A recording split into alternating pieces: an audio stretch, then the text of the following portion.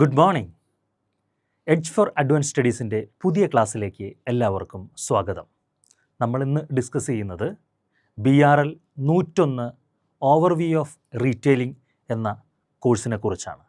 ഇന്ന് ആ കോഴ്സിൻ്റെ ഏറ്റവും ആദ്യത്തെ യൂണിറ്റിനെ കുറിച്ചാണ് നമ്മൾ ഡിസ്കസ് ചെയ്യുന്നത്. ഓക്കെ, റീറ്റെയിൽ സിനാരിയോ എന്നുള്ളതാണ് ആ പുതിയ അല്ലെങ്കിൽ ഒന്നാമത്തെ യൂണിറ്റിൻ്റെ പേര്.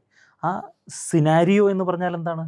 നമുക്ക് എന്തൊക്കെയാണ് റീറ്റെയിൽ സെക്ടറിൻ്റെ അകത്ത് നടക്കുന്ന കാര്യങ്ങൾ, അതിൻ്റെ ഒരു ഓവർവ്യൂ ആണ് ഇന്നത്തതിൽ നമ്മൾ ഡിസ്കസ് ചെയ്യുക. വിശേഷിച്ച് എന്തൊക്കെ കാര്യങ്ങൾ ഡിസ്കസ് ചെയ്യും എന്നുള്ളതാണ് നമ്മൾ ലേണിംഗ് ഒബ്ജക്റ്റീവിൻ്റെ അകത്ത് സൂചിപ്പിക്കുന്നത്. റീറ്റെയിലിംഗ് എന്നുള്ളതിൻ്റെ ഒരു ഡെഫിനിഷൻ തീർച്ചയായിട്ടും നമുക്ക് മനസ്സിലാക്കാൻ സാധിക്കും. അതിൻ്റെ ഇമ്പോർട്ടൻസ് എന്താണ്, റീറ്റെയിലിങ്ങിൻ്റെ ഇമ്പോർട്ടൻസ് എന്താണ് എന്നുള്ള കാര്യവും നമുക്ക് മനസ്സിലാക്കാൻ സാധിക്കും നമ്മളുടെ ഈ വീഡിയോ കഴിഞ്ഞതിന് ശേഷം എന്നുള്ളതാണ്. അതുപോലെ തന്നെ ഇന്ത്യൻ റീറ്റെയിൽ സെക്ടറിൻ്റെ ഒരു സ്ട്രക്ചർ എങ്ങനെയാണ്, ഏത് രീതിയിലാണ് ഇന്ത്യൻ റീറ്റെയിൽ സെക്ടർ കിടക്കുന്നത്, അത് ഓർഗനൈസ്ഡ് ആണോ അൺഓർഗനൈസ്ഡ് ആണോ എന്നൊക്കെയുള്ള കാര്യങ്ങൾ കിട്ടും. അതുപോലെ തന്നെ ഒരു ഗ്ലോബൽ കോണ്ടെക്സ്റ്റ്, ഇന്ത്യക്ക് പുറമെ ലോകത്തിൽ മൊത്തത്തിൽ ഈ റീറ്റെയിൽ സെക്ടർ എന്ന് പറയുന്നത് ഏത് രീതിയിലാണ് ഉള്ളത് എന്നുള്ളതിനെക്കുറിച്ച് കിട്ടും. അതുപോലെ തന്നെ ഓർഗനൈസ്ഡ് റീറ്റെയിൽ സെക്ടറിൻ്റെ ഗ്രോത്ത്, ഓർഗനൈസ്ഡ് ആയിട്ടുള്ള റീറ്റെയിൽ സെക്ടറിൻ്റെ ഗ്രോത്ത്, അതുമായിട്ട് ബന്ധപ്പെട്ട ഫാക്ടേഴ്സ് എന്തൊക്കെയാണ്, കാരണങ്ങൾ എന്തൊക്കെയാണ് എന്നുള്ളതിനെക്കുറിച്ച് നമുക്കൊരു ധാരണ കിട്ടും. മാത്രമല്ല എക്കണോമിക് ലിബറലൈസേഷൻ എന്ന് പറയുന്നത്, ഇന്ത്യക്കകത്ത് സംഭവിച്ച എക്കണോമിക് ലിബറലൈസേഷൻ എന്ന് പറയുന്നത് റീറ്റെയിൽ സെക്ടറിന് എത്രത്തോളം സഹായകരമായി എന്നുള്ള കാര്യത്തെക്കുറിച്ച് നമുക്ക് എന്ത് കിട്ടും, ഒരു ഐഡിയ കിട്ടും. ഓക്കെ, അപ്പോൾ നമുക്ക് ആദ്യത്തെ അജണ്ടയിലേക്ക് പോവാം. ഓക്കെ, എന്താണ് റീറ്റെയിലിംഗ്? റീറ്റെയിലിംഗ് നോക്കൂ, ഇതിനെ നമുക്ക് വേണമെന്നുണ്ടെങ്കിൽ ഇങ്ങനെ മുറിക്കാം അല്ലേ? ടെയിലിംഗ്, റീ എന്താണ്? വാല് വീണ്ടും മുറിക്കുക അല്ലെങ്കിൽ കൊച്ചു കൊച്ചു കഷ്ണങ്ങളാക്കുക എന്ന് പറയുന്നൊരു സാധനമുണ്ട് അല്ലേ? എന്താ നമ്മൾ കടയിലൊക്കെ കണ്ടിട്ടുള്ളത്? എൻ്റെ വീട്ടിലേക്ക് 1 കിലോ പഞ്ചസാര വേണം അല്ലെങ്കിൽ 1/2 കിലോ പഞ്ചസാര വേണം. അപ്പോൾ ഞാൻ അടുത്ത കടയിൽ പോകും, എന്നിട്ട് പറയും എന്താണ്, ദാമോദരൻ ചേട്ടാ എനിക്ക് 1/2 കിലോ പഞ്ചസാര തരൂ. അപ്പോൾ ദാമോദരൻ ചേട്ടൻ്റെ 10 കിലോ പഞ്ചസാരയിൽ നിന്ന് കുറച്ച് പഞ്ചസാര തൂക്കിയെടുത്തിട്ട് 1/2 കിലോ ആയിട്ട് എനിക്കെടുത്ത് തരും. ഓക്കെ, അപ്പോൾ 10 കിലോയിൽ നിന്ന് 1/2 കിലോ ആക്കി മുറിച്ച് തന്നു. അതിനെയാണ് റീറ്റെയിലിംഗ് എന്ന് വിളിക്കുന്നത്. അങ്ങനെയാണ് റീറ്റെയിലിംഗ് എന്നുള്ള വാക്ക് ഉത്ഭവിച്ചത് എന്നുള്ളതാണ് ഒരു ചരിത്രം പറയുന്നത്. ഓക്കെ, ഇനി റീറ്റെയിൽ എന്ന് പറഞ്ഞാൽ എന്താണ് എന്നുള്ളതിനെക്കുറിച്ച് നമുക്ക് ബിസിനസ് പേഴ്സ്പെക്റ്റീവിലുള്ള ഒരു ഡെഫിനിഷൻ വേണമെങ്കിൽ പറയാം. എന്താണ്? Business activities. ഏതൊക്കെ തരത്തിലുള്ള activities? Selling goods and services directly to end users for their personal use. Okay, ഒരു എൻഡ് യൂസർക്ക് വേണ്ടിയിട്ട് ഒരു എന്താണ് പ്രോഡക്റ്റോ സർവീസോ കൊടുക്കുന്ന പ്രക്രിയയാണ് നമ്മൾ എന്ത് വിളിക്കുക? റീറ്റെയിൽ. മറിച്ച് വെക്കുന്ന കാര്യങ്ങൾ റീറ്റെയിലിംഗ് അല്ല. ഓക്കെ, അതായത് ബിസിനസ് ടു കസ്റ്റമർ അല്ല, കൺസ്യൂമറാണ് നോക്കേണ്ടത്. കസ്റ്റമർ എന്ന് പറഞ്ഞാൽ അയാൾക്ക് എന്ത് ചെയ്യാം, വേണമെങ്കിൽ മറച്ചു വെക്കാം. ഞാൻ എന്ത് ചെയ്യുന്നു, അങ്ങാടി പോകുന്നു അല്ലെങ്കിൽ ടൗണിൽ പോകുന്നു, ഒരു 10 സോപ്പ് വാങ്ങിക്കുന്നു, എന്നിട്ട് ആ 10 സോപ്പ് ഞാൻ എൻ്റെ കടയിൽ വെക്കുന്നു, എന്നിട്ട് ഞാൻ ഓരോ സോപ്പ് ഓരോ ആൾക്കാർക്ക് കൊടുക്കുന്നു. അപ്പോൾ ഞാൻ എന്താ ചെയ്യുന്നത്? മറച്ചു വെക്കുകയാണ്. അതെന്തല്ല, ഞാൻ വാങ്ങിക്കുന്നത് റീറ്റെയിലിംഗ് അല്ല. നേരെ മറിച്ച് ഞാൻ ഒരു കസ്റ്റമർക്ക് അവർ ഉപയോഗിക്കുന്നതിന് വേണ്ടി സോപ്പ് ഉപയോഗിക്കാൻ വേണ്ടി കൊടുക്കുകയാണെങ്കിൽ അതെന്തായി? റീറ്റെയിലിംഗായി മാറി. ഓക്കെ, അപ്പോൾ വളരെ പ്രധാനപ്പെട്ട ഒരു കോൺസെപ്റ്റാണ് directly to the end consumers അല്ലെങ്കിൽ end user for their personal use എന്ന് പറയുന്ന കോൺസെപ്റ്റ്. ഓക്കെ, ഇനി നമ്മളെ സംബന്ധിച്ചിടത്തോളം നോക്കിക്കഴിഞ്ഞ് കഴിഞ്ഞാൽ ഇത് ഇന്ത്യക്കകത്ത് വളരെ വിപുലമായിട്ടുള്ള ഒരു സെക്ടറാണ്. ഏറ്റവും കൂടുതൽ ആൾക്കാർക്ക് ഇന്ത്യക്കകത്ത് ജോലി കൊടുക്കുന്ന സെക്ടർ ഏതാണെന്ന് ചോദിച്ചു കഴിഞ്ഞാൽ പ്രൈമറി സെക്ടറാണ് എന്നുള്ളത് നമ്മൾ പറയും, അല്ലെങ്കിൽ കാർഷിക വൃത്തിയുമായിട്ട് ബന്ധപ്പെട്ടിട്ടുള്ളതാണെന്ന് പറയും. നമ്മൾ കേരളത്തിൻ്റെ പശ്ചാത്തലം എടുക്കേണ്ട, കേരളത്തിൽ കൃഷി ചെയ്യുന്ന ആൾക്കാരൊക്കെ കുറവാണ്. പക്ഷേ ഇന്ത്യ എന്ന് പറഞ്ഞാൽ കേരളത്തിൻ്റെ ചെറിയൊരു മൂലയേ ഉള്ളൂ. ഇന്ത്യ വിശാലമായിട്ട് കിടക്കുകയാണ്. എന്തുണ്ട്?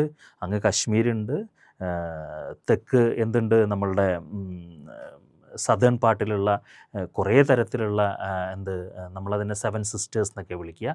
വെസ്റ്റ് സൈഡിൽ എന്തുണ്ട്? രാജസ്ഥാനുണ്ട്, ഗുജറാത്ത് ഉണ്ട്. അങ്ങനെ വളരെ വിപുലമായിട്ടുള്ളൊരു രാജ്യമാണ് ഇന്ത്യ. അപ്പോൾ ഇന്ത്യക്കകത്ത് ഏറ്റവും കൂടുതൽ ആൾക്കാർക്ക് ജോലി കൊടുക്കുന്ന സെക്ടർ ഏതാണെന്ന് ചോദിച്ചാൽ എപ്പോഴും എന്താണ്?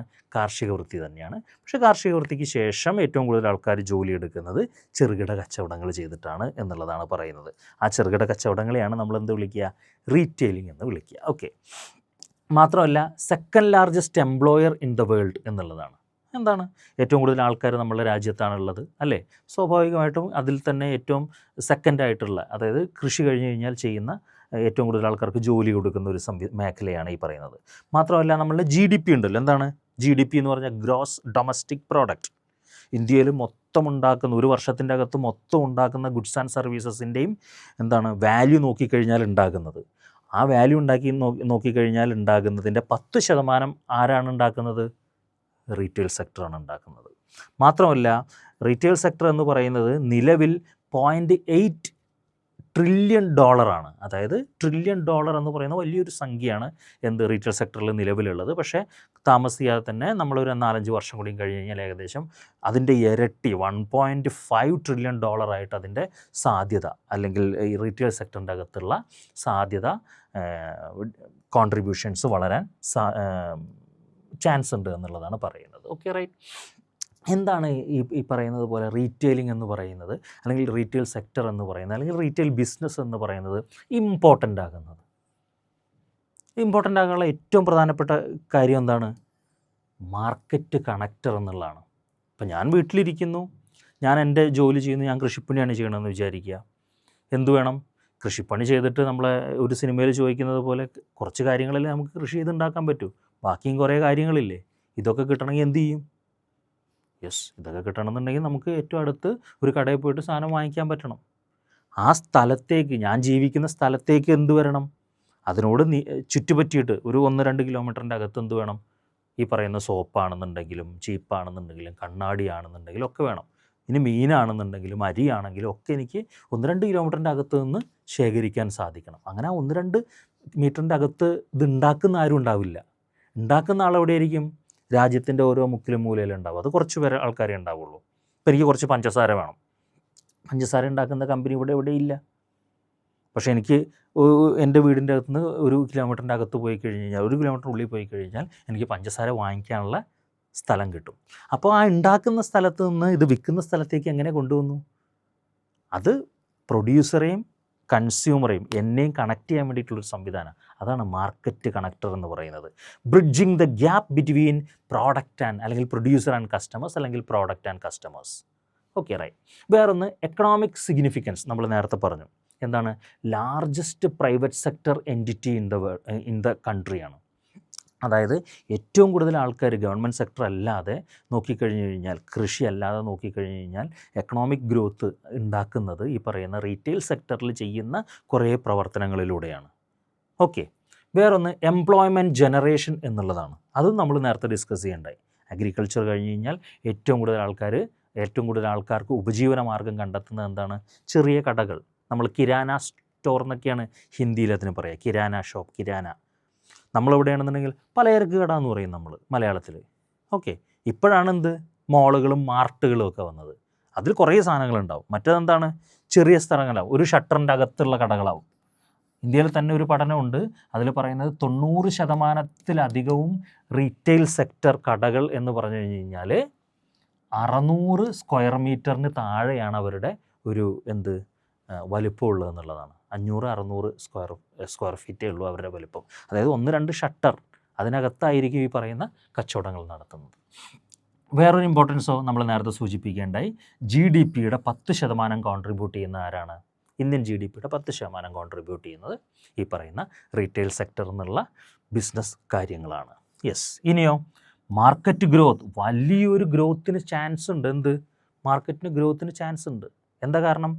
ഇന്ത്യയിലാണ് ഏറ്റവും കൂടുതൽ ആൾക്കാരുള്ളത്. അപ്പോൾ സ്വാഭാവികമായിട്ട് ഈ ആൾക്കാർക്ക് സാധനങ്ങൾ കിട്ടണ്ടേ? അപ്പോൾ ഇന്ത്യയിൽ ഏറ്റവും കൂടുതൽ ആൾക്കാരുണ്ടാകുന്ന സമയത്ത് അവരുടെ കയ്യിൽ പൈസ ഉണ്ട് എന്നാണെന്നുണ്ടെങ്കിൽ എന്ത് ചെയ്യും? അവർ സാധനങ്ങൾ വാങ്ങിക്കും. അങ്ങനെ സാധനങ്ങൾ വാങ്ങിക്കുമ്പോൾ ക്രയവിക്രയങ്ങൾ ഉണ്ടാകുമ്പോൾ, ബൈയിങ് ആൻഡ് സെല്ലിങ് ഉണ്ടാകുമ്പോൾ അത് വലിയൊരു കച്ചവട സാധ്യതയായിട്ട് മാറും. ഏകദേശം 1.5 ട്രില്യൺ 2030 കൂടി ആകുമെന്നുള്ളതാണ് അതിൻ്റെ ഗ്രോത്ത്. അതുകൊണ്ടാണ് ഏറ്റവും കൂടുതൽ കടകൾ ഇപ്പോൾ നമ്മളെ സെക്ടറിൽ വരുന്നത്. എന്താണ്?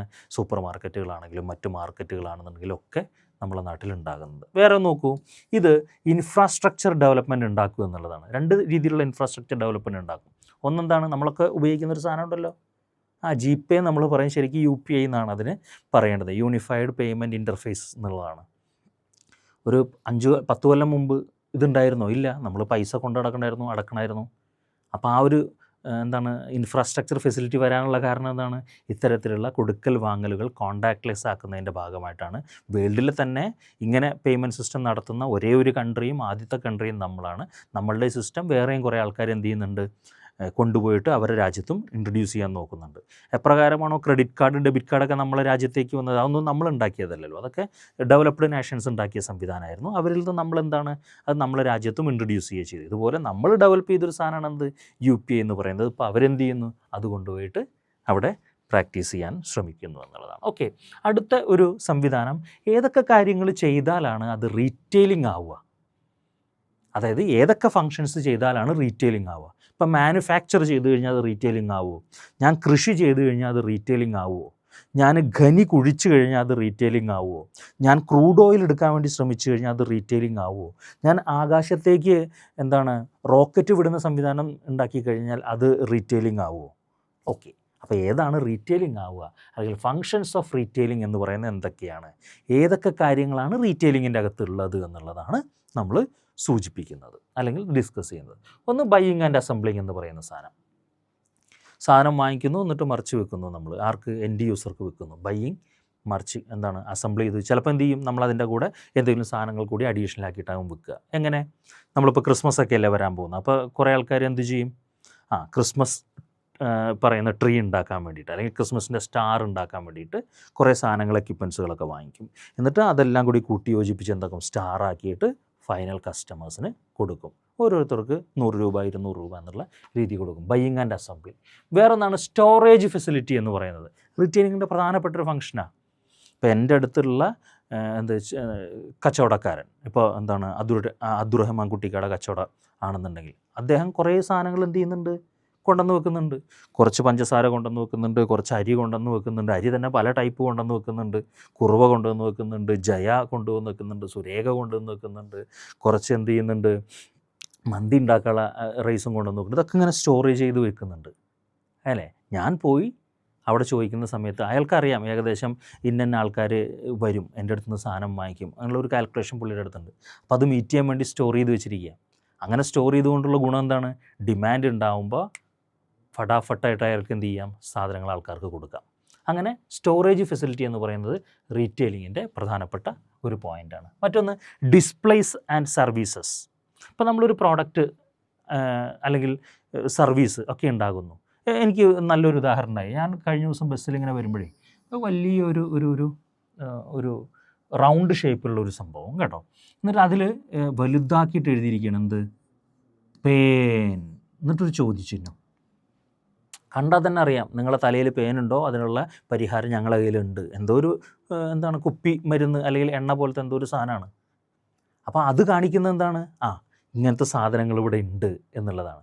ഇനി അതല്ലെങ്കിൽ നമ്മളൊരു ടെക്സ്റ്റൈൽ ഷോപ്പിൽ പോകുന്ന സമയത്തോ അല്ലെങ്കിൽ അതിൻ്റെ ഫ്രണ്ടിലൂടെ പോകുന്ന സമയത്തോ നല്ല ഡ്രസ്സൊക്കെ ഇട്ടിട്ടുള്ള കുറേ സംവിധാനങ്ങൾ, അല്ലെങ്കിൽ ഡ്രസ്സിൻ്റെ ഡിസ്പ്ലേസ് ഒക്കെ കാണാൻ വേണ്ടി സാധിക്കും.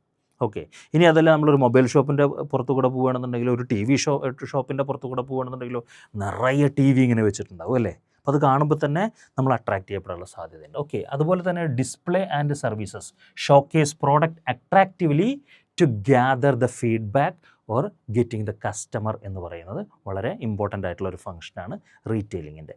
വേറെ എന്ത്, ക്രെഡിറ്റ് അവൈലബിലിറ്റി. ഞാൻ ഇടക്കിടക്ക് ജ്യൂസ് കുടിക്കാൻ പോകുന്നൊരു കടയാണ് സുധാകരേട്ടൻ്റെ കട. ആ സുധാകരേട്ടൻ്റെ കടയിൽ ജ്യൂസ് കുടിക്കാൻ പോകുന്ന സമയത്ത് ചിലപ്പോൾ ഞാൻ എന്ത് ചെയ്യും, പൈസ എടുക്കാൻ മറക്കും. സുധാകരേട്ടൻ്റെ കയ്യിൽ എന്തുണ്ടാവില്ല, ചിലപ്പോൾ GPay ഉണ്ടാവില്ല, ചിലപ്പോൾ ഞാൻ മൊബൈൽ എടുക്കാൻ മറക്കും. അപ്പോൾ എന്ത് ചെയ്യും, ഞാൻ പറയാം നാളെ തരാം കേട്ടോ. കാരണം എനിക്കും അവരെ അറിയാം, ഞങ്ങൾ പരസ്പരം അറിയാവുന്ന ആൾക്കാരാണ്. കാരണം അടുത്തടുത്ത വീടുകളിൽ അല്ലെങ്കിൽ അടുത്തടുത്ത പ്രദേശങ്ങളിൽ ജീവിക്കുന്ന ആൾക്കാരാണ്.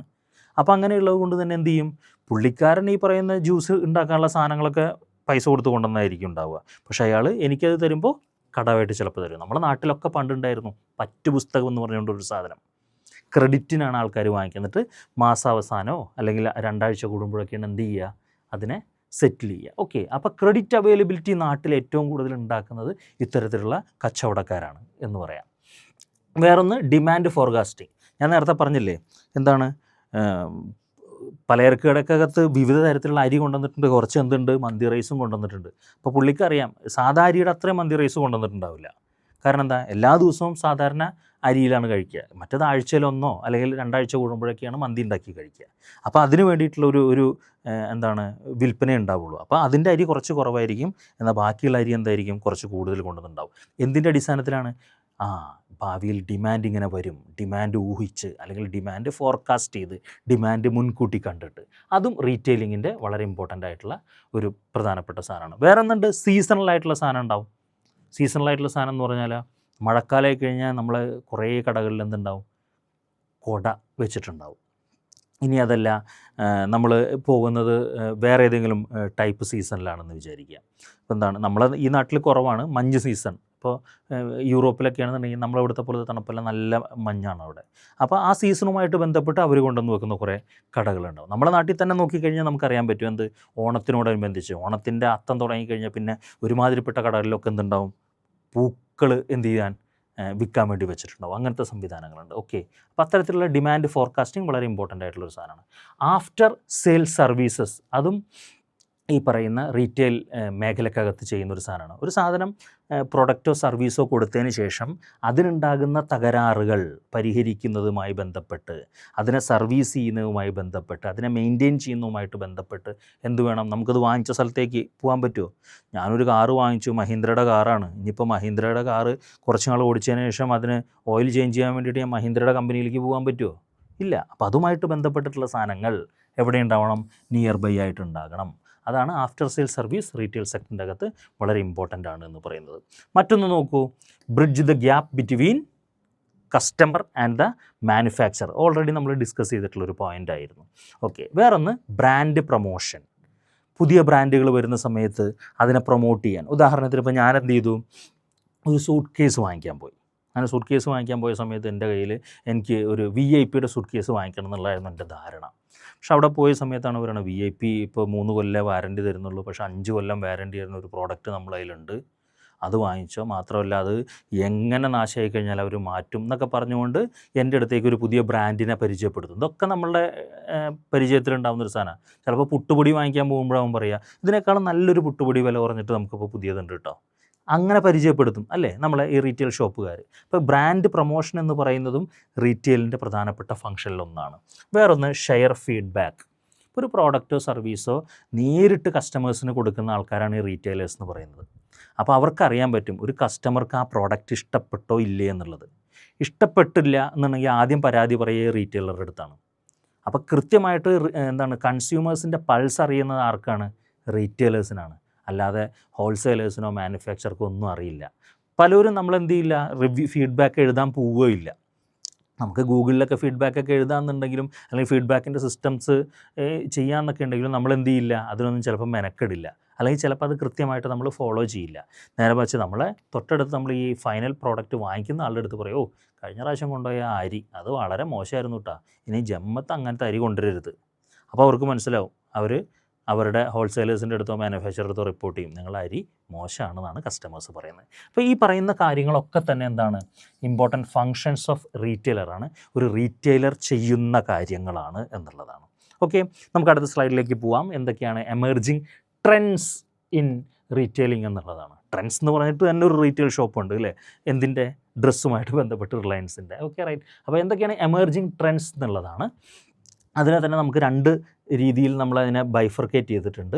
ഒന്ന് ഗ്ലോബൽ ട്രെൻഡ്സ് എന്നും ഒന്ന് ഇന്ത്യൻ ട്രെൻഡ്സ് എന്നും പറഞ്ഞുകൊണ്ട്. ഗ്ലോബൽ ട്രെൻഡ്സ് എന്താണെന്ന് പറഞ്ഞാൽ ഗ്ലോബൽ സെക്ടറിൻ്റെ അകത്ത് ഏകദേശം 50% അധികം തന്നെ എന്താണ്, ഓർഗനൈസ്ഡ് സെക്ടറാണ്.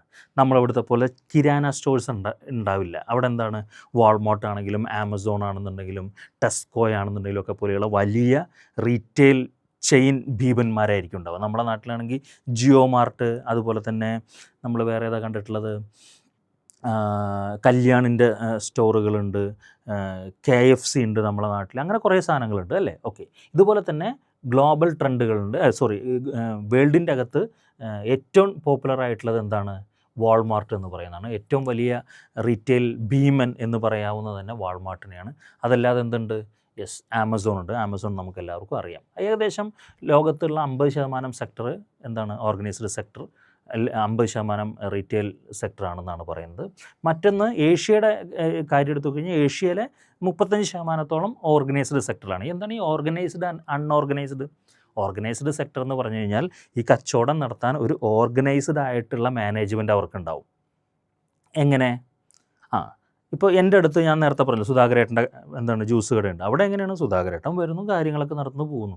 തൊട്ടപ്പുറത്തോ മനോഹരേട്ടൻ്റെ കടയുണ്ട്, മനോഹരേട്ടൻ എന്ത് ചെയ്യുന്നു, കാര്യങ്ങളൊക്കെ നടന്നു പോകുന്നു. ഇവർ തമ്മിൽ എന്തുണ്ടാവില്ല, ഒരുമിച്ചിരുന്നിട്ട് മാനേജ്മെൻറ്റ് പരിപാടികളൊന്നും ചെയ്യുന്നുണ്ടാവില്ല. കാരണം രണ്ട് ഇൻഡിപെൻഡൻ്റ് ആയിട്ടുള്ള കടകളാണ്. നേരെ മറിച്ച് നമ്മൾ ഒരു ഫ്രൂട്ട് ബേ എന്ന് പറയുന്ന ജ്യൂസ് കുടിക്കുന്ന കമ്പനി, ഫ്രൂട്ട് ബേ എവിടെയൊക്കെ ഉണ്ടാവും?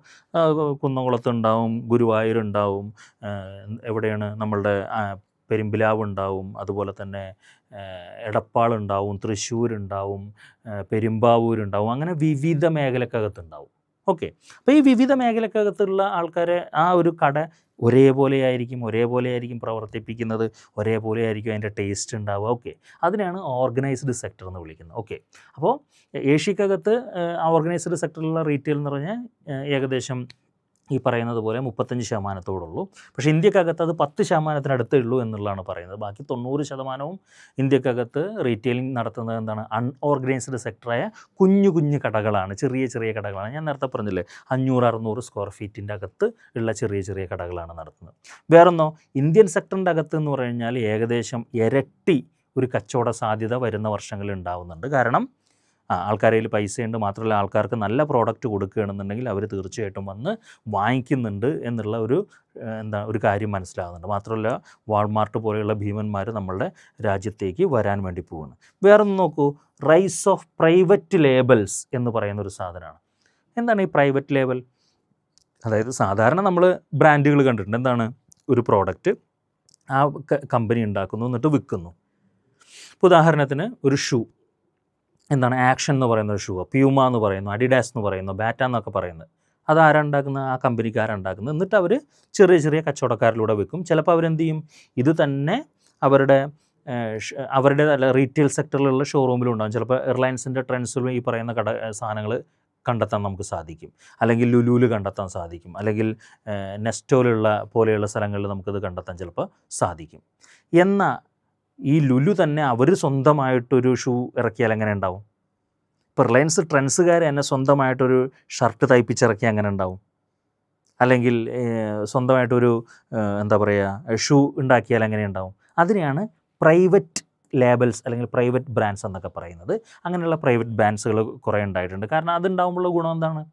മിഡിൽമെൻസിനെ അവർക്ക് എലിമിനേറ്റ് ചെയ്യാം, എന്നിട്ട് കസ്റ്റമർക്ക് കുറച്ചുകൂടി വില കുറഞ്ഞിട്ട് കൊടുക്കുകയും ചെയ്യാം, കൂടുതൽ ലാഭം ഉണ്ടാക്കാം. ഓക്കെ, അപ്പോൾ നിങ്ങൾ ഒരുമാതിരി കടകളിലൊക്കെ പോയി കഴിഞ്ഞ് കഴിഞ്ഞാൽ, ഇപ്പോൾ റിലയൻസിൻ്റെ ട്രെൻഡ്സിലാണെന്നുണ്ടെങ്കിലും, അതുപോലെ തന്നെ നമ്മളുടെ സുഡിയോസിലാണെന്നുണ്ടെങ്കിലും, അല്ലെങ്കിൽ വെസ്റ്റ് സൈഡ്സിലാണെന്നുണ്ടെങ്കിലും, ആ പ്രോഡക്റ്റൊക്കെ ഉണ്ടാക്കുന്നത് ശരിക്കും സുഡിയോ, വെസ്റ്റ് സൈഡൊക്കെ ടാറ്റയുടേതാണ്, ടാറ്റക്കാരാണ് ഉണ്ടാക്കുന്നുണ്ടാവുക, മറ്റത് റിലയൻസുകാരായിരിക്കും ഉണ്ടാക്കുന്നുണ്ടാവുക. ഓക്കെ, അതാണ് നമ്മളുടെ ഒരു എമർജിങ് ട്രെൻഡ്സ്, എന്തൊക്കെ ട്രെൻഡുകളാണുള്ളതെന്ന് മനസ്സിലാക്കാൻ സാധിക്കുക.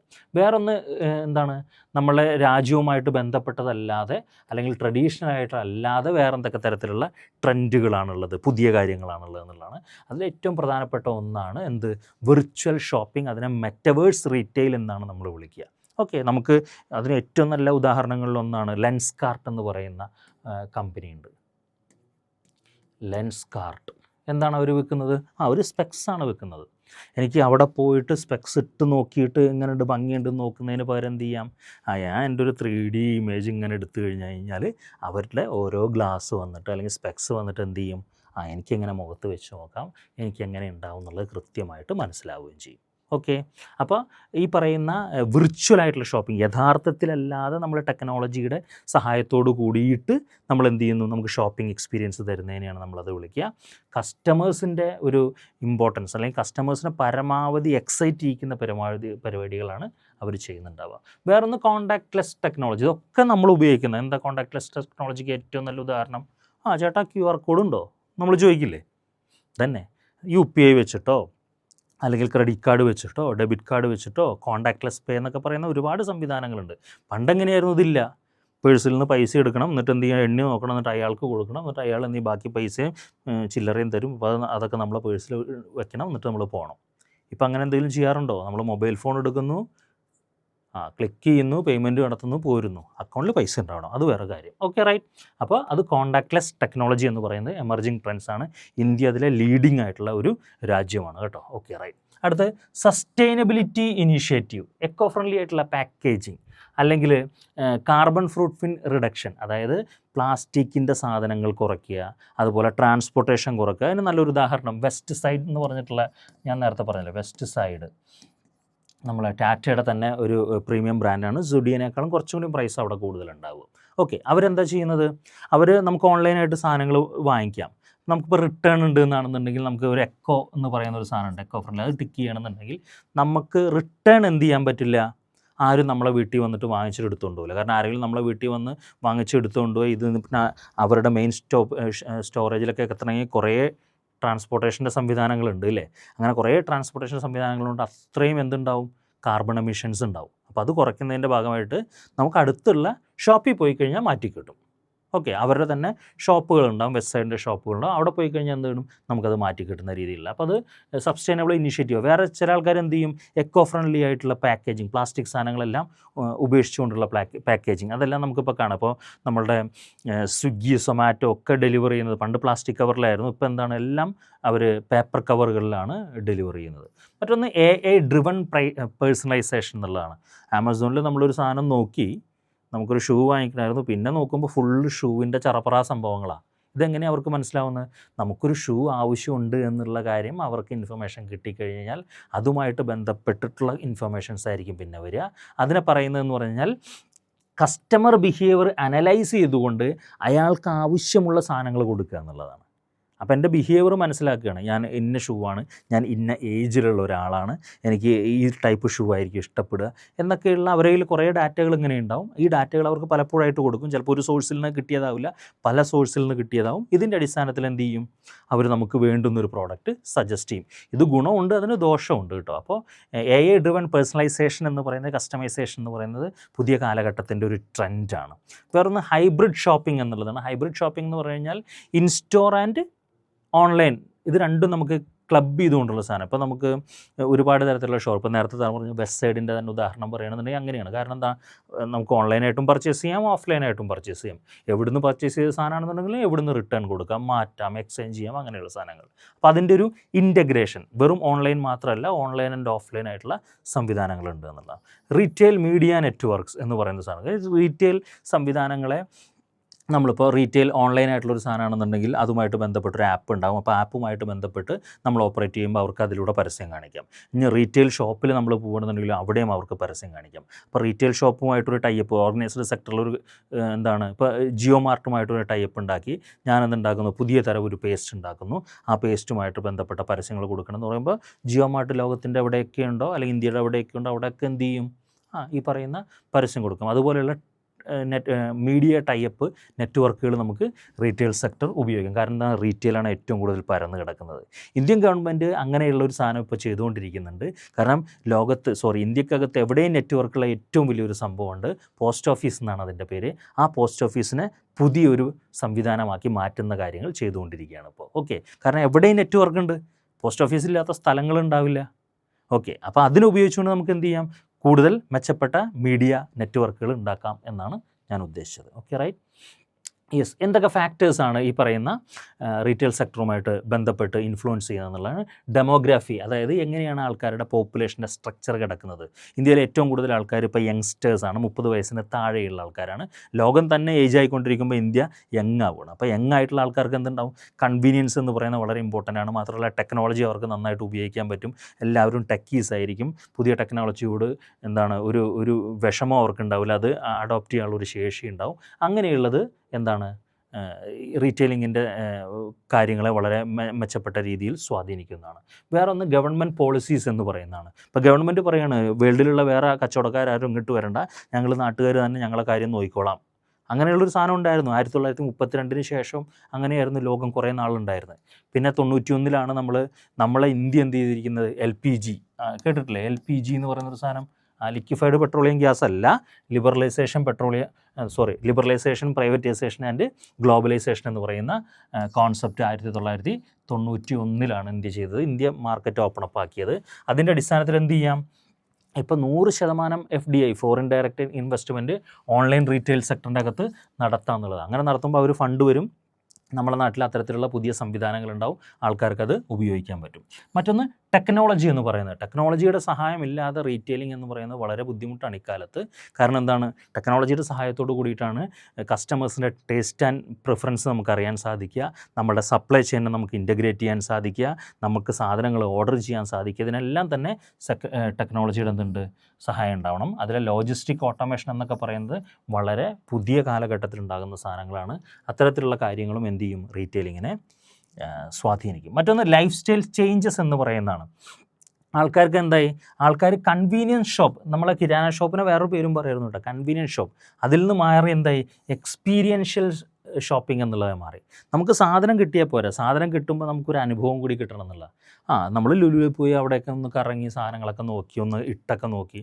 പണ്ടങ്ങനെ ഡ്രസ്സൊക്കെ പോയിട്ട് ട്രയൽ ചെയ്യാൻ വലിയ പാടായിരുന്നു. നമ്മൾ പ്രധാനപ്പെട്ട സ്ഥലങ്ങളിലൊന്നും ട്രയൽ റൂം എന്നൊക്കെ പറയുന്നത് വളരെ ലിമിറ്റഡ് ആയിട്ടുള്ള സാധനം ഉണ്ടായിരുന്നുള്ളൂ. അത് പാക്കറ്റിൽ തന്നെ എടുക്കുമ്പോൾ തന്നെ മറ്റൊരാൾ പറയും ഇത് പാക്കറ്റിൽ നിന്ന് അങ്ങനെ വെറുതെ എടുക്കാനൊന്നും പറ്റില്ല. പക്ഷേ ഇപ്പോൾ അങ്ങനെയാണോ, നമ്മളൊരു ഷോപ്പിൽ പോയിട്ട് നമുക്ക് ഇഷ്ടമുള്ള സാധനം ഇഷ്ടമുള്ള അത്ര തവണ നമുക്ക് ഇട്ട് നോക്കാമല്ലോ. ഓക്കെ, അപ്പോൾ ആ ലൈഫ് സ്റ്റൈൽ ചേഞ്ച് എന്ന് പറയുന്നതും റീറ്റെയിൽ സെക്ടറിനെ സ്വാധീനിക്കുന്ന വളരെ പ്രധാനപ്പെട്ട ഒരു സാധനമായിരുന്നു. റൈസിങ് ഇൻകം, ആൾക്കാരുടെ കയ്യിൽ കുറച്ച് പൈസ കൂടുന്നുണ്ട് എന്നുള്ളതാണ്. പക്ഷേ അതിനനുസരിച്ചുകൊണ്ട് തന്നെ എന്തുണ്ട്, വിലക്കയറ്റവും കൂടിയിട്ടുണ്ട്.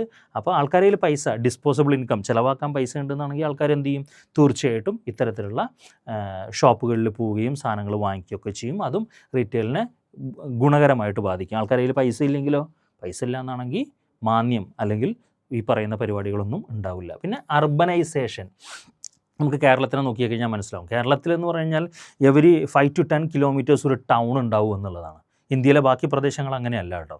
അപ്പോൾ ഏറ്റവും കൂടുതൽ അർബനൈസേഷനുള്ള സ്ഥലത്ത് എന്തുണ്ടാവും, സ്വാഭാവികമായിട്ട് ആൾക്കാർക്ക് കൂടുതൽ ടെക്നോളജി ഉപയോഗിക്കാനും ഇൻഫ്രാസ്ട്രക്ചർ ഉണ്ടാവും, അതുമായിട്ട് ബന്ധപ്പെട്ട കാര്യങ്ങൾ ചെയ്യും. ഇപ്പോൾ ടയർ 2, ടയർ 3 എന്നൊക്കെ പറയുന്ന എന്തുണ്ട്, കുറേ സിറ്റികളുണ്ട്. അതായത് ടയർ 1 സിറ്റി എന്ന് പറഞ്ഞാൽ മെട്രോ സിറ്റീസ് എന്നൊക്കെ വിളിക്കുന്നത്, ടയർ 2 സിറ്റീസ് എന്നൊക്കെ പറഞ്ഞു കഴിഞ്ഞാൽ മെട്രോ അല്ലാത്ത സിറ്റീസ്. ഇപ്പോൾ ടയർ 3 എന്ന് പറഞ്ഞു കഴിഞ്ഞാൽ ഇപ്പോൾ നമ്മളെ കോഴിക്കോട് അല്ലെങ്കിൽ തൃശ്ശൂർ അങ്ങനെയൊക്കെയുള്ള സ്ഥലങ്ങൾ. ഓക്കെ, അപ്പോൾ ഇവിടങ്ങളിലൊക്കെ തന്നെ ആൾക്കാർക്ക് എന്താണ്, പുതിയ ടെക്നോളജി ഉണ്ട്, ഇൻഫ്രാസ്ട്രക്ചർ ഉണ്ട്, പുതിയ കടകളുണ്ട്. അപ്പോൾ സ്വാഭാവികമായിട്ട് ഇതെല്ലാം തന്നെ റീറ്റെയിലിങ്ങിനെ സ്വാധീനിക്കും പോസിറ്റീവായിട്ട് എന്നുള്ളതാണ്. ഓക്കെ, ചലഞ്ചസ് എന്താണെന്നുള്ളത് ഇപ്പോൾ ഞാൻ പറഞ്ഞല്ലോ, 90% അടുത്ത് അൺഓർഗനൈസ്ഡ് സെക്ടറിലാണുള്ളത്. ആ അൺഓർഗനൈസ്ഡ് സെക്ടറിലായതുകൊണ്ട് തന്നെ അവർക്ക് വലിയ തരത്തിലുള്ള ടെക്നോളജി, ഇപ്പോൾ ERP എന്നൊക്കെ പറയുന്നത്, അല്ലെങ്കിൽ RFID എന്നൊക്കെ പറയുന്നത്, റേഡിയോ ഫ്രീക്വൻസി ഐഡൻറ്റിഫിക്കേഷൻ, അല്ലെങ്കിൽ ERP, ഓൺട്രപ്രണേഴ്സ് റിസോഴ്സ് പ്ലാനിങ്, അല്ലെങ്കിൽ അങ്ങനെയുള്ള പാക്കേജുകൾ, ഇതൊന്നും എന്ത് ചെയ്യും, കസ്റ്റമർ റിലേഷൻഷിപ്പ് മൊഡ്യൂൾ, മാനേജ്മെൻറ്റുമായിട്ടുള്ള മൊഡ്യൂൾ, ഇതൊന്നും എന്ത് ചെയ്യാൻ പറ്റില്ല, ഇൻസ്റ്റാൾ ചെയ്യാൻ പറ്റില്ല. കാരണം അതൊക്കെ വലിയ പൈസയുള്ളതാവും. അപ്പോൾ അതൊരു ബുദ്ധിമുട്ടാണ്. അപ്പോൾ ഈ പറയുന്ന ചെറുകിടക്കാരെ ഒരു കൺസോഷ്യം ഉണ്ടാക്കിയിട്ട്, ഒരു ഗ്രൂപ്പ് ഉണ്ടാക്കിയിട്ട്, നമ്മളെ നാട്ടിലൊക്കെ ഇല്ലേ, എന്താണ് വ്യാപാര വ്യവസായ സമിതി എന്നൊക്കെ പറയുന്നത്, അവരിലൂടെ നടപ്പിലാക്കാൻ പറ്റുമോ എന്നൊക്കെയുള്ള കാര്യങ്ങൾ നമ്മൾ പരിശോധിക്കണം. അപ്പോൾ അത്തരം ആൾക്കാർക്ക് ഈ പറയുന്ന എന്താണ് പുതിയ ടെക്നോളജി ഉപയോഗിക്കാൻ പറ്റാത്ത ലിമിറ്റേഷൻസ് ഉണ്ട് എന്നുള്ളതാണ് ഈ പറയുന്നത്. കാരണം അധികം അൺഓർഗനൈസ്ഡ് സെക്ടറിലായതുകൊണ്ടുള്ള പ്രശ്നം. പിന്നെ ഇൻഫ്രാസ്ട്രക്ചർ ആൻഡ് ലോജിസ്റ്റിക്, ചില പ്രദേശങ്ങളിൽ നമുക്ക് എന്തുണ്ടാവില്ല, ലോജിസ്റ്റിക് ട്രാൻസ്പോർട്ടേഷന് വേണ്ടിയിട്ടുള്ള സംവിധാനങ്ങൾ ഉണ്ടാവില്ല, വളരെ ലിമിറ്റഡ് ആയിരിക്കും. ചില സ്ഥലങ്ങളിലേക്ക്, ഇപ്പോൾ വെള്ളമുള്ള സ്ഥലത്തല്ലേ വെള്ളത്തിലുള്ള ട്രാൻസ്പോർട്ടേഷൻ പറ്റുള്ളൂ, റെയിൽ ഉണ്ടെങ്കിലല്ലേ റെയിലുള്ള സ്ഥലത്തേക്ക് പറ്റുള്ളൂ, റോഡ് ഉണ്ടെങ്കിലല്ലേ റോഡുള്ള സ്ഥലത്തേക്ക് പറ്റുള്ളൂ. ഇനി റോഡ് ഉണ്ടെങ്കിൽ തന്നെ അതിനെന്താവും, ചിലപ്പോൾ ബ്ലോക്ക് ഉണ്ടാവും, ചിലപ്പോൾ വീതി കുറവാകും, ചിലപ്പോൾ വലിയ വാഹനങ്ങൾക്ക് പോകാൻ പറ്റില്ല. അങ്ങനത്തെ ചില ലിമിറ്റേഷൻസ്, ഇൻഫ്രാസ്ട്രക്ചറലായിട്ടുള്ള കുറേ ലിമിറ്റേഷൻസ് ഉണ്ട്. അതും എന്താണ് റീറ്റെയിൽ സെക്ടർ വലുതാകാനുള്ള ഒരു ചലഞ്ചാണ്. നമ്മളെ കേരളത്തിൽ അത്തരം കാര്യങ്ങൾ വളരെ കുറവാണ്. കാരണം എല്ലായിടത്തും നല്ല റോഡുകളും നല്ല സംവിധാനങ്ങളൊക്കെയുള്ള സംഭവമാണുള്ളത്. പിന്നെ സ്കിൽഡ് ആയിട്ടുള്ള വർക്ക് ഫോഴ്സിനെ കിട്ടുന്നില്ല എന്നുള്ള കാരണം എന്താ, ആൾക്കാർ പഠിച്ചു കഴിഞ്ഞാൽ വൈറ്റ് കോളർ ജോബിന് വേണ്ടി പോകും. ആരും ഒരു വൈറ്റ് കോളർ ജോബായിട്ട് റീറ്റെയിൽ സെക്ടറിനെ കാണുന്നില്ല എന്നുള്ളതാണ്. അപ്പോൾ റീറ്റെയിൽ സെക്ടറിലേക്കുള്ള ആൾക്കാരുടെ എണ്ണം കുറയുന്നുണ്ട്. അപ്പോൾ എല്ലാ ആൾക്കാരെ കിട്ടുന്ന ആൾക്കാരൊക്കെ വെച്ച് നമ്മൾ എന്ത് ചെയ്യേണ്ടി വരും, പണിയെടുപ്പിക്കേണ്ടി വരും. അപ്പോൾ സ്കിൽഡ് ആയിട്ടുള്ള ആൾക്കാരെ കിട്ടുന്നില്ല എന്ന് പറയുന്ന ഒരു ഷോർട്ടേജ് ഉണ്ട്. അതുകൊണ്ടാണ് പുതിയ കാലഘട്ടത്തിൻ്റെ അകത്ത്, പുതിയ ജനറേഷൻ്റെ അകത്ത് ആൾക്കാരോട് പറയുന്നത് ഏത് തരത്തിലുള്ള ജോലിക്കും അതിൻ്റേതായ മാന്യതയുണ്ടെന്നും അത്തരത്തിലുള്ള സ്കിൽ നിങ്ങൾ അക്വയർ ചെയ്തുകൊണ്ട് ഈ പറയുന്ന സെക്ടറിലേക്കൊക്കെ ജോലി സാധ്യത നോക്കി വരണം എന്ന് പറയുകയും ചെയ്യുന്നത്. പിന്നെ റീറ്റെയിൽ ഫ്രോഡ് പരിപാടികളുണ്ട്.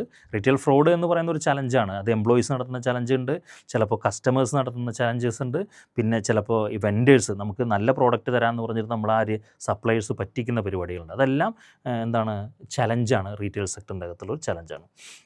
വേറൊന്ന് സപ്ലൈ ചെയിൻ എന്ന് പറയുന്നതാണ്. നേരത്തെ അല്ലെങ്കിൽ നമ്മൾ സംസാരിക്കേണ്ടത് സപ്ലൈ ചെയിൻ എന്ന് പറഞ്ഞാൽ വിവിധ പാർട്ടീസ് ഉണ്ട്. ഒരു സാധനം ഉണ്ടാക്കുന്നത് മുതൽ കസ്റ്റമറിലേക്ക് എത്തുന്നവരെ വിവിധ ആൾക്കാരെ വിവിധ പ്രോസസ്സിനെ ഇൻക്ലൂഡ് ചെയ്യുന്നുണ്ട്. ആ സപ്ലൈ ചെയിൻ എന്ന് പറയുന്നത് എന്താണ്? ഓരോ ആൾക്കാർ കൂടുമ്പോഴും ഓരോ അവരുടെ മാർജിൻ അല്ലെങ്കിൽ അവരുടെ കമ്മീഷൻ അതിൽ ആഡ് ചെയ്യും. അപ്പോൾ സപ്ലൈ ചെയിൻ കൂടുക എന്ന് പറഞ്ഞു കഴിഞ്ഞാൽ ചിലപ്പോൾ ഡിലേ ആവാനും സാധ്യതയുണ്ട്, ചിലപ്പോൾ പ്രൈസ് കൂടാൻ ചാൻസ് ഉണ്ട്. അപ്പോൾ അത്തരത്തിലുള്ളതും ഒരു പ്രധാനപ്പെട്ട ചലഞ്ചാണെന്നുള്ളതാണ്. പിന്നെ പ്രൈസ് വാർ എന്ന് പറയുന്നത് നമുക്ക് നോക്കാം. ഇപ്പോൾ ഈ പറയുന്നത് പോലെ തന്നെ 2 കടക്കാരുണ്ട്. ആ 2 കടക്കാർ ചെറിയ 2 കടക്കാരാണെന്നുണ്ടെങ്കിൽ അവരങ്ങനെ വില കുറച്ച് വിൽക്കാൻ വളരെ ചാൻസാണ്. എന്നാൽ ജൈൻറ്റുകളാവുമ്പോൾ നമുക്ക് എടുക്കുക, ഫ്ലിപ്കാർട്ട് എടുക്കുക, ആമസോൺ എടുക്കുക, 2 പേരും ഇങ്ങനെ പ്രൈസ് കുറച്ചുകൊണ്ടേ ഇരുന്ന് കഴിഞ്ഞാൽ എന്തായിരിക്കും? അത് അൺസ്റ്റേബിൾ ആയിട്ടുള്ള ഒരു മാർക്കറ്റ് ഉണ്ടാക്കും. ആൾക്കാർ വിചാരിക്കും ഇപ്പോൾ വാങ്ങിക്കേണ്ട, കുറച്ച് കഴിഞ്ഞിട്ട് വാങ്ങിക്കാം. കാരണം ഓനെന്ത് ചെയ്യും? കുറച്ച് കഴിഞ്ഞാൽ വീണ്ടും പൈസ കുറയ്ക്കാനുള്ള ചാൻസ് ഉണ്ട് എന്ന് വിചാരിക്കും. അത് പ്രൈസ് വാർ ഉണ്ടാക്കും. അത് എന്താണ്? അൺസ്റ്റേബിൾ ആയിട്ടുള്ള ഒരു എക്കണോമി ഉണ്ടാക്കും എന്ന് പറയുന്നതാണ്. ഓക്കെ, ഇതെല്ലാം അതിൻ്റെ ഒരു ചാലഞ്ചാണ്. ഇനി എന്തായിരുന്നു നമ്മളുടെ എക്കണോമിക് ലിബറലൈസേഷൻ്റെ ഒരു എഫക്റ്റ് റീറ്റെയിൽ മേഖലക്കകത്ത് എന്നുള്ളതാണ്. 1991 നേരത്തെ പറഞ്ഞ ലിബറലൈസേഷൻ, പ്രൈവറ്റൈസേഷൻ ആൻഡ് ഗ്ലോബലൈസേഷൻ എന്ന് പറയുന്ന പോളിസി ഇന്ത്യൻ ഗവൺമെൻറ് അഡോപ്റ്റ് ചെയ്ത് അതിൻ്റെ ഭാഗമായിട്ട് ഇന്ത്യയിലേക്ക് വിദേശികളിൽ നിന്നും ഇൻവെസ്റ്റ്മെൻറ്റുകൾ വരാൻ തുടങ്ങി. അവരുടെ കച്ചവട സ്ഥാപനങ്ങൾ ഇവിടെ വരാൻ തുടങ്ങി. നമുക്ക് KFC, മക്ഡൊണാൾഡ്സ് എന്നൊക്കെ പറയുന്ന സാധനങ്ങൾ ഇവരുടെ കട ഇവിടെ തുടങ്ങാൻ തുടങ്ങി. പിന്നെ എൻട്രി റൂട്ട്സ്, അതായത് ഇങ്ങോട്ട് കച്ചവട സാധനങ്ങളുമായിട്ട് ബന്ധപ്പെട്ട് വരണം എന്നുണ്ടെന്നുണ്ടെങ്കിൽ എന്ത് ചെയ്യണ്ട? KFC നേരിട്ട് വന്ന് ഇവിടെ കച്ചവടം ചെയ്യണ്ട, അവർക്കിവിടെ ഫ്രാഞ്ചൈസി തുടങ്ങാം. ഓക്കെ, ഇപ്പോൾ ഫ്രാഞ്ചൈസി അല്ലെങ്കിൽ ലൈസൻസി അല്ലെങ്കിൽ GV, അതായത് ജോയിൻറ്റ് വെഞ്ചേഴ്സ് എന്ന് പറയുന്ന സാധനം. ഇപ്പോൾ നമ്മളുടെ നാട്ടിൽ സുസൂക്കി, മാരുതി സുസൂക്കി എന്നൊക്കെ പറയുന്നത് ജോയിൻറ്റ് വെഞ്ചറായിട്ട്, ഹീറോ, ഹോണ്ട എന്നൊക്കെ പറയുന്നത് ജോയിൻറ്റ് വെഞ്ചറാണ്. ഇപ്പോൾ രണ്ടും സെപ്പറേറ്റ് ആയിട്ട് മാറി കേട്ടോ. ഇപ്പോൾ നമുക്ക് മാരുതിയും ടൊയോട്ടയും തമ്മിലാണ് ഒരു ജോയിൻറ്റ് വെഞ്ചർ ഓപ്പർച്യൂണിറ്റിയൊക്കെ ഉള്ളത്. അപ്പോൾ ഫ്രാഞ്ചൈസിങ് എന്ന് പറയുന്നത് അങ്ങനെയുള്ള സാധനങ്ങളൊക്കെ എക്കണോമിക് ലിബറലൈസേഷന് ശേഷമാണ് ഉണ്ടായത്. അല്ലെങ്കിൽ എന്ത് ചെയ്യണം? അവരിവിടെ വന്നിട്ട് അവരുടെ സാധനങ്ങൾ തുടങ്ങണം. ഇപ്പം KFC തുടങ്ങുന്നത് KFC സ്വന്തമായിട്ടല്ല, KFC വേറൊരാളായിട്ട് ടൈപ്പ് ചെയ്തിരിക്കുകയാണ്. അല്ലെങ്കിൽ എനിക്കൊരു താല്പര്യമുണ്ട് KFCയുടെ ഷോപ്പ് തുടങ്ങാൻ. അപ്പോൾ എനിക്ക് എന്ത് ചെയ്യാം? KFC ആയിട്ട് ബന്ധപ്പെടാം, എന്നിട്ട് അവരുടെ ഫ്രാഞ്ചൈസി എടുക്കാം, അതിനൊരു ഫീസ് കൊടുക്കേണ്ടി വരും, എന്നിട്ട് അവരുടെ പ്രോഡക്റ്റ് വിൽക്കുന്ന ഒരു കടയായിട്ട് എൻ്റെ കടയെ മാറ്റാം. മറ്റൊന്ന് റീറ്റെയിൽ ഗ്രോത്ത് എന്നുള്ളതാണ്. നേരത്തെ നമ്മൾ സൂചിപ്പിക്കുകയുണ്ടായി. റീറ്റെയിൽ സെക്ടർ എന്ന് പറയുന്നത് 2001 അപേക്ഷിച്ച് 2018 എന്ന് പറയുന്നത് വളരെ വിപുലമായിട്ടുള്ള ഒരു കച്ചവട സാധ്യതയായി മാറി. വളരെ തുച്ഛം മാത്രമേ, അത് 1.5 മില്യണാണ് 2001 ഉണ്ടായിരുന്നത്. പക്ഷേ 2018 ആയപ്പോൾ 78 മില്യണായിട്ട് അതിൻ്റെ ഒരു വലുപ്പം ഉണ്ടായി എന്നുള്ളതാണ്. മറ്റൊന്ന് FDI പോളിസി. നമ്മളിവിടെ നേരത്തെ സൂചിപ്പിച്ചതുപോലെ തന്നെ ഫോറിൻ ഡയറക്റ്റ് ഇൻവെസ്റ്റ്മെൻറ്റ് 100% ഓൺലൈൻ സെക്ടറിൻ്റെ അകത്തും വേണമെന്നുണ്ടെങ്കിൽ എന്ത് ചെയ്യാം? നമുക്ക് കൊണ്ടുവരാം. ഒരു സിംഗിൾ ബ്രാൻഡിൻ്റെ അകത്താണെന്നുണ്ടെങ്കിൽ ഏകദേശം 51% ഫോറിൻ ആൾക്കാർക്ക് ഇൻവെസ്റ്റ് ചെയ്യാമെന്നൊക്കെ പറയുന്ന സംവിധാനങ്ങൾ വന്നു. അപ്പോൾ ഫോറിനുള്ള ആൾക്കാർ എന്ത് ചെയ്യും? ഇന്ത്യ ഏറ്റവും കൂടുതൽ ജനങ്ങളുള്ളൊരു സ്ഥലമാണ്. അപ്പോൾ എന്ത് സാധനവും ഇന്ത്യയിൽ വിറ്റുപോകാൻ ചാൻസ് ഉണ്ട്. അപ്പോൾ എന്ത് ചെയ്യും? അവരിവിടെ വന്ന് നല്ല രീതിയിലുള്ള കച്ചവടങ്ങൾ തുടരും എന്നുള്ളതാണ്. ഓക്കെ, ഇനി ഫ്യൂച്ചർ ഓഫ് റീറ്റെയിലിംഗ് എന്താണ് ഫ്യൂച്ചർ? എന്താണ് റീറ്റെയിലിങ്ങിൻ്റെ ഒരു ഭാവി? മാർക്കറ്റ് ഗ്രോത്ത്, ഒരു രക്ഷയില്ലാത്ത മാർക്കറ്റ് ഗ്രോത്ത്. ഏറ്റവും കൂടുതൽ ആൾക്കാർ ഇന്ത്യയിലുണ്ട്. ഇന്ത്യക്കാരുടെ കയ്യിലൊക്കെ തന്നെ ഇപ്പോൾ ചിലവാക്കാൻ കുറച്ച് പൈസയുണ്ട്. അപ്പോൾ മാർക്കറ്റ് എന്ന് പറയുന്നത് ഒരു 1.5 ട്രില്യനായിട്ട് ഒരു 2030 കൂടിയാവും. പിന്നെ കൊമേഴ്സ് എക്സ്പാൻഷൻ എന്ന് പറയുന്നത് നോക്കൂ, എത്ര തരത്തിലുള്ള കൊമേഴ്സ് സംവിധാനങ്ങളുള്ളത്. ഓരോ ചെറിയ കാര്യങ്ങൾക്ക് പോലും കൊമേഴ്സ് സംവിധാനങ്ങളായി മാറിയിരിക്കുന്നു. ആമസോണും ഫ്ലിപ്കാർട്ടും അല്ലാതെ മരുന്നുകൾ കിട്ടുന്നത്, ഓട്ടോമൊബൈൽസിൻ്റെ പാർട്സ് കിട്ടുന്നത്, ഇനി അതുപോലെ തന്നെ ലാബുകളുമായിട്ട് ബന്ധപ്പെട്ടിട്ടുള്ള ടെസ്റ്റുകളുമായിട്ട് ബന്ധപ്പെട്ടിട്ടുള്ള കാര്യങ്ങൾ, റീഡിങ്ങിനുമായിട്ട് ബന്ധപ്പെട്ട് ഇങ്ങനെ കൊമേഴ്സ് പ്ലാറ്റ്ഫോമുകൾ ഒരുപാട് തരത്തിലുണ്ട്. അത് എക്സ്പാൻഡ് ചെയ്തുകൊണ്ടേയിരിക്കുകയാണ്. അത് ഫ്യൂച്ചറാണ്, ഭയങ്കര സാധ്യതയുള്ളൊരു സംഭവമാണ്. ഇനി ഓംനി ചാനൽ ഇൻ്റഗ്രേഷൻ. ഇപ്പോൾ ഫിസിക്കലാണെങ്കിലും, അതായത് ഇൻസ്റ്റോർ ആണെന്നുണ്ടെങ്കിലും ഓൺലൈൻ ആണെന്നുണ്ടെങ്കിലും അതിനെ ഇൻ്റഗ്രേറ്റ് ചെയ്യുന്ന രീതിയിലേക്കുള്ള ഒരൊറ്റ ചാനൽ എന്നുള്ള അർത്ഥത്തിൽ എവിടുന്ന് വാങ്ങിച്ചു കഴിഞ്ഞാലും എവിടെയും സർവീസ് ചെയ്യും എന്നുള്ള അർത്ഥത്തിലേക്കുള്ള ഒരു സംവിധാനവും ഇതിൻ്റെ ഒരു ഫ്യൂച്ചറാണ്. ടെക്നോളജി ഇൻ്റഗ്രേഷൻ, അതായത് ആർട്ടിഫിഷ്യൽ ഇൻ്റലിജൻസ് ആണെന്നുണ്ടെങ്കിലും ഇൻ്റർനെറ്റ് ഓഫ് തിങ്സ് ആണെന്നുണ്ടെങ്കിലും അത് ഇൻ്റഗ്രേറ്റ് ചെയ്യുന്ന രീതിയിലേക്കുള്ള ഒരു സംവിധാനവും റീറ്റെയിലിങ്ങിൻ്റെ അകത്തുള്ള ഫ്യൂച്ചറാണ്. Customer experience. ഇപ്പോൾ കസ്റ്റമേഴ്സിന് പണ്ട് നമ്മൾ മാസ് പ്രൊഡക്ഷൻ്റെ ഭാഗമായിട്ട് ഒരു ടൈപ്പ് സാധനം തന്നെ എല്ലാവർക്കും കൊടുക്കലായിരുന്നു. അത് മാറിയിട്ട് ഓരോരുത്തർക്കും ഇഷ്ടമനുസരിച്ച് കൊണ്ടുള്ള പ്രോഡക്റ്റ് കൊടുക്കാൻ പറ്റാവുന്ന തരത്തിലേക്കുള്ള സംവിധാനങ്ങൾ പുതിയ കാലഘട്ടത്തിലുണ്ട് എന്നുള്ളതാണ്. ടയർ 2, 3 സിറ്റീസ് കൂടുതലായിട്ടുണ്ടാകുന്നു എന്ന് ഞാൻ നേരത്തെ പറഞ്ഞതുപോലെ തന്നെ ടൗണുകൾ അർബനൈസേഷനിൽ ഏറ്റവും പെട്ടെന്ന് ഉണ്ടാകുന്നു എന്നുള്ളതും ആൾക്കാർക്ക് പൈസ അല്ലെങ്കിൽ കയ്യിൽ പൈസയുണ്ട്, ലൈഫ് സ്റ്റൈൽ മാറുന്നു എന്നുള്ളതും ഈ പറയുന്ന റീറ്റെയിലിംഗ് എന്ന് പറയുന്നത് ഇന്ത്യക്കകത്ത് നല്ല ഫ്യൂച്ചറുള്ള ഒരു ബിസിനസ്സാണ് എന്നുള്ളതാണ്. അപ്പോൾ റീറ്റെയിലിങ്ങിനെ കുറിച്ച് നമ്മൾ ഏറെക്കുറെ കാര്യങ്ങൾ ഡിസ്കസ് ചെയ്തു. എന്താണ് ഒരു റീറ്റെയിലിങ്ങിൻ്റെ ഓവർവ്യൂ എന്നുള്ളതായിരുന്നു. അതിൻ്റെ ഒരു ഇൻട്രൊഡക്ഷൻ, ഇന്ത്യ സിനാരിയോ എന്താണ്, ഗ്ലോബൽ സിനാരിയോ എന്താണ് റീറ്റെയിലിംഗ്, എന്താണ് അതുമായിട്ട് ബന്ധപ്പെട്ട ഫങ്ഷൻസ് തുടങ്ങിയ കാര്യങ്ങളാണ് നമ്മളിന്ന് ഡിസ്കസ് ചെയ്തത്. അപ്പോൾ നമ്മളിന്ന് ഡിസ്കസ് ചെയ്ത കാര്യങ്ങളെല്ലാം തന്നെ എല്ലാവർക്കും കൃത്യമായിട്ട് മനസ്സിലായിട്ടുണ്ട് എന്ന് കരുതുന്നു. അപ്പോൾ എന്തെങ്കിലും സംശയങ്ങളുണ്ടെങ്കിൽ തീർച്ചയായിട്ടും ചോദിക്കണം. നമ്മുടെ ക്ലാസ് ഇന്നിവിടെ വൈൻഡപ്പ് ചെയ്യുന്നു. പുതിയ ക്ലാസ്സുമായിട്ട് നമുക്ക് അടുത്ത ദിവസം കാണാം. ഈ ക്ലാസ്സിൽ പങ്കെടുത്ത എല്ലാവർക്കും നന്ദി.